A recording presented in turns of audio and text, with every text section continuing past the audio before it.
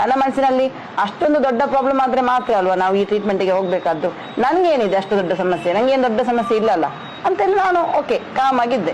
ಹೀಗೆ ಹೋಗುವಾಗ ನಾನು ಫಸ್ಟ್ ಹೇಳಿದ್ನಲ್ಲ, ನಾನೊಂದು ಮನಸ್ಸಿನಲ್ಲಿ ನಂಗೆ ಈಗ 42 ಇಯರ್ಸ್ ಆಯ್ತು. ಆಗ ಒಂದು ಫುಲ್ ಬಾಡಿ ಚೆಕ್ಅಪ್ ಮಾಡ್ಬೇಕನ್ನುವಂತ ಒಂದು ಜನರಲ್ ಒಂದು ಕಾನ್ಸೆಪ್ಟ್ ಇರ್ತದೆ.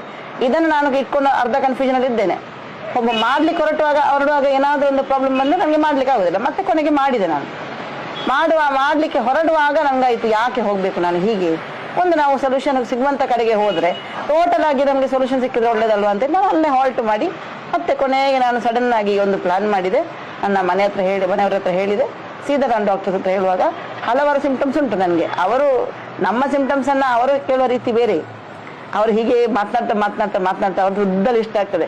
ಅದರಲ್ಲಿ ಫಸ್ಟಿಗೆ ನನಗೆ ಇರುವಂತ ಒಂದು ಕಾಮನ್ ಪ್ರಾಬ್ಲಮ್ ಅಂತ ಹೇಳಿದ್ರೆ ಸುಸ್ತು.